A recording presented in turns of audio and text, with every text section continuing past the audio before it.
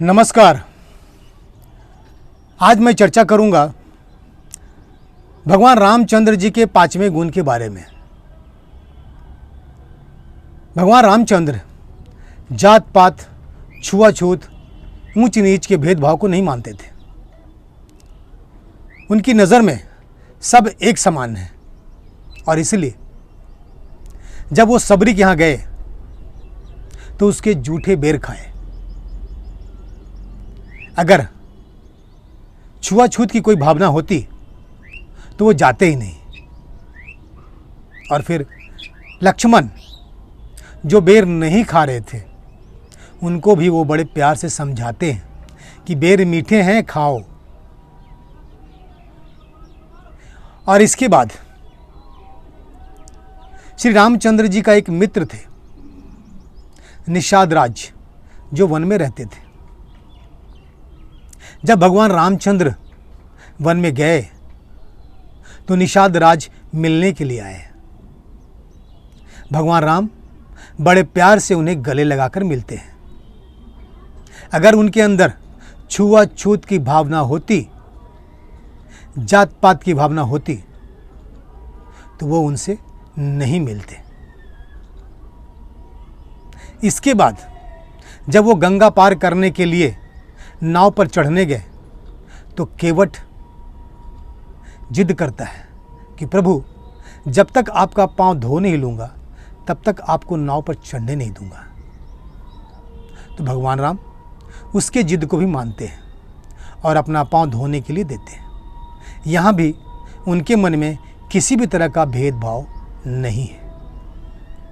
फिर वे जब वो विश्वामित्र जी के आश्रम में जाते हैं तो विश्वामित्र जी वनवासियों के दुख और उनकी परेशानियों के बारे में रामचंद्र जी को बताते हैं कि राक्षस उन्हें किस तरह से तंग करते हैं, परेशान करते हैं।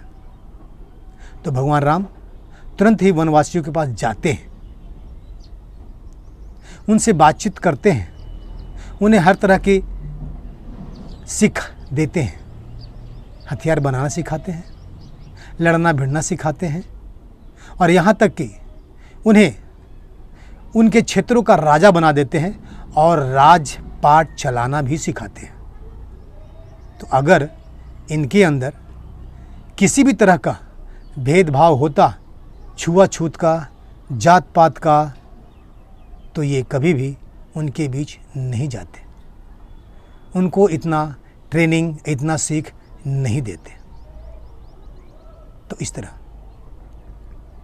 भगवान राम हमें सीख देते हैं कि जात पात का भेदभाव मिटाकर मिलकर रहो, तभी तुम अपने समाज के, अपनी संस्कृति की, अपनी सभ्यता की रक्षा कर सकते हो।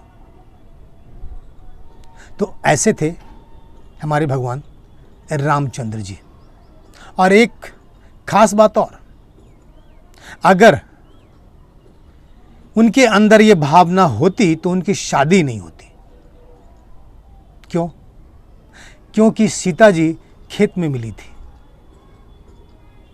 खेत में उन्हें किसने फेंका? उनकी माँ कौन थी, बाप कौन था, परिवार कौन था, कौन खानदान की थी, वो कुछ पता नहीं। फिर भी भगवान रामचंद्र ये सब जानते हुए भी सीता से शादी की।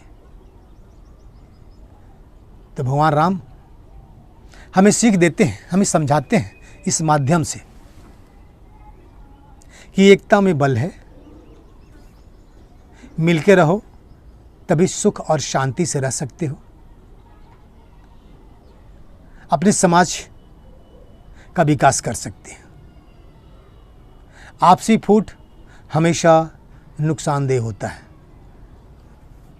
दोस्तों, आप जानते भी हैं कि हमारी आपसी फूट के कारण ही हमारा देश हजारों साल तक गुलाम रहा।